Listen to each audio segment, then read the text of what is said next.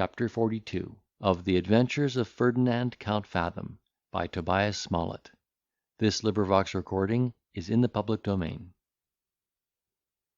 As she did not lodge within the precincts of this garrison, she was one day, after tea, conducted to the gate by the captain and the count; and just as they approached the turnkey's lodge, our hero's eyes were struck with the apparition of his old companion Renaldo, son of his benefactor and patron, the Count de Melvil. What were the emotions of his soul when he saw that young gentleman enter the prison, and advance towards him, after having spoke to the jailor! He never doubted that, being informed of his confinement, he was come to upbraid him with his villainy and ingratitude, and he in vain endeavoured to recollect himself from that terror and guilty confusion which his appearance had inspired, when the stranger, lifting up his eyes, started back with signs of extreme amazement, and, after a considerable pause, exclaimed, "Heaven and earth! Sure my eyes do not deceive me. Is not your name Fathom? It must be my old friend and companion, the loss of whom I have so long regretted." With these words he ran towards our adventurer, and, while he clasped him in his arms with all the eagerness of affection, protested that this was one of the happiest days he had ever seen. Ferdinand, who from this salutation concluded himself still in possession of Renaldo's good opinion, was not deficient in expressions of tenderness and joy. He returned his embraces with equal ardour, the tears trickled down his cheeks, and that perturbation which proceeded from conscious perfidy and fear, was mistaken by the unsuspecting Hungarian for the sheer effects of love, gratitude, and surprise.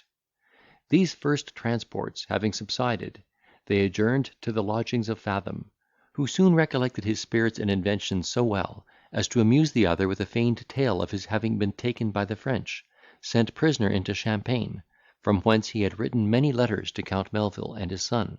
of whom he could hear no tidings; of his having contracted an intimacy with a young nobleman of France, who died in the flower of his age, after having, in token of his friendship, bequeathed to him a considerable legacy. By this he had been enabled to visit the land of his forefathers in the character of a gentleman, which he had supported with some vigour, until he was betrayed into a misfortune that exhausted his funds, and drove him to the spot where he was now found. And he solemnly declared, that, far from forgetting the obligation he owed to Count Melvil, or renouncing the friendship of Renaldo, he had actually resolved to set out for Germany on his return to the house of his patron in the beginning of the week posterior to that in which he had been arrested. Young Melvil, whose own heart had never known the instigations of fraud, implicitly believed the story and protestations of Fathom; and though he would not justify that part of his conduct by which the term of his good fortune was abridged, he could not help excusing an indiscretion into which he had been hurried by the precipitancy of youth and the allurements of an artful woman. Nay, with the utmost warmth of friendship, he undertook to wait upon Trapwell, and endeavour to soften him into some reasonable terms of composition. Fathom seemed to be quite overwhelmed with a deep sense of all this goodness, and affected the most eager impatience to know the particulars of Renaldo's fate since their unhappy separation, more especially his errand to the uncomfortable place, which he should henceforth revere as the providential scene of their reunion. Nor did he forget to inquire, in the most affectionate and dutiful manner, about the situation of his noble parents and amiable sister. At mention of these names, Renaldo, fetching a deep sigh, "Alas, my friend," said he, "the Count is no more; and what aggravates my affliction for the loss of such a father, it was my misfortune to be under his displeasure at the time of his death.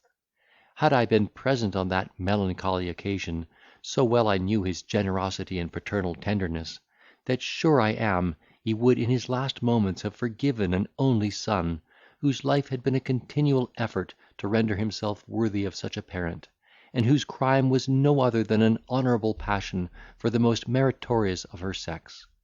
But I was removed at a fatal distance from him, and doubtless my conduct must have been invidiously misrepresented. Be that as it will, my mother has again given her hand in wedlock to Count Tobias, by whom I have the mortification to be informed that I am totally excluded from my father's succession; and I learn from other quarters that my sister is barbarously treated by this inhuman father-in-law.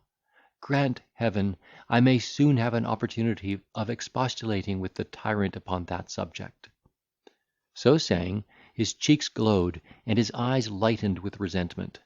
Then he thus proceeded: "My coming hither to-day was with a view to visit a poor female relation, from whom I yesterday received a letter, describing her most deplorable situation, and soliciting my assistance;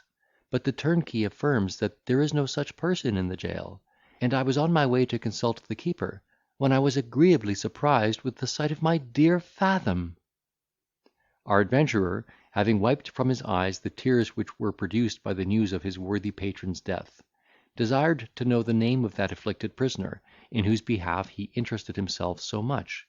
and Renaldo produced the letter subscribed, "Your unfortunate cousin, Helen Melville." This pretended relation, after having explained the degree of consanguinity which she and the Count stood in to each other, and occasionally mentioned some anecdotes of the family in Scotland, gave him to understand that she had married a merchant of London, who, by repeated losses in trade, had been reduced to indigence, and afterwards confined to prison, where he then lay a breathless corpse, having left her in the utmost extremity of wretchedness and want, with 2 young children in the small pox, and an incurable cancer in one of her own breasts. Indeed, the picture she drew was so moving, and her expressions so sensibly pathetic, that no person whose heart was not altogether callous could peruse it without emotion. Renaldo had sent 2 guineas by the messenger, whom she had represented as a trusty servant, whose fidelity had been proof against all the distress of her mistress, and he was now arrived in order to reinforce his bounty.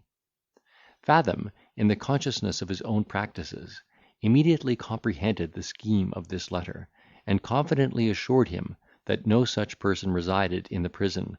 or in any other place; and when his friend applied for information to the keeper, these assurances were confirmed, and that stern janitor told him he had been imposed upon by a stale trick, which was often practised upon strangers by a set of sharpers, who make it their business to pick up hints of intelligence relating to private families, upon which they build such superstructures of fraud and imposition. However piqued the young Hungarian might be to find himself duped in this manner, he rejoiced at the occasion which had thrown Fathom in his way, and, after having made him a tender of his purse, took his leave, on purpose to wait upon Trapwell, who was not quite so untractable as an enraged cuckold commonly is;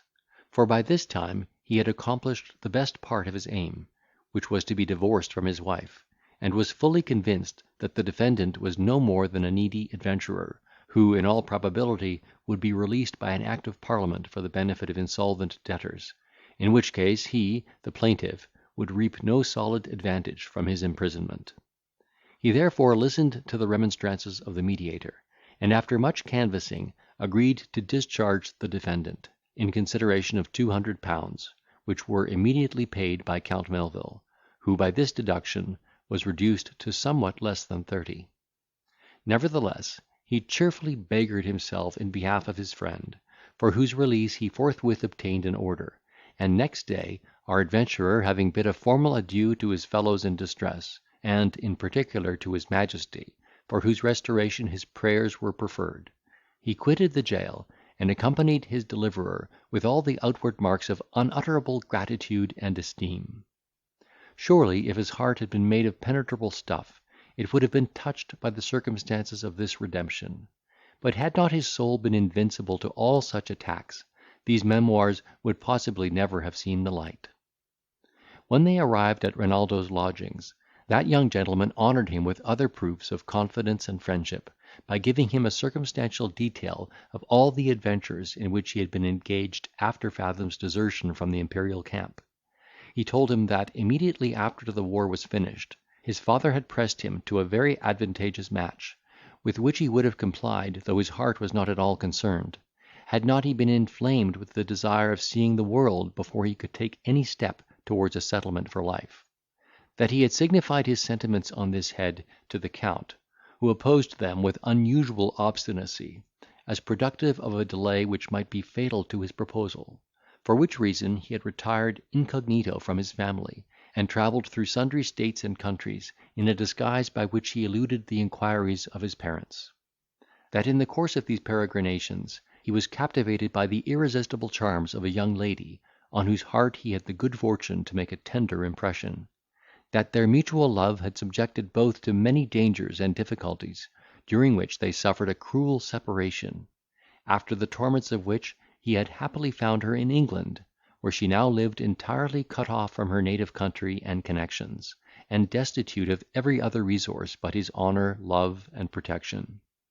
and finally, that he was determined to combat his own desires, how violent soever they might be, until he should have made some suitable provision for the consequences of a stricter union with the mistress of his soul, that he might not, by a precipitate marriage, ruin the person whom he adored. This end he proposed to attain by an application to the court of Vienna, which he did not doubt would have some regard to his own service, and that of his father, and thither he resolved to repair, with the first opportunity, now that he had found a friend with whom he could entrust the inestimable jewel of his heart. He likewise gave our hero to understand that he had been 8 months in England, during which he had lived in a frugal manner, that he might not unnecessarily exhaust the money he had been able to raise upon his own credit; that, hitherto, he had been obliged to defer his departure for Germany on account of his attendance upon the mother of his mistress, who was lately dead of sorrow and chagrin; and that, since he resided in London, he had often heard of the celebrated Count Fathom, though he never imagined that his friend Ferdinand could be distinguished by that appellation. Chapter 42.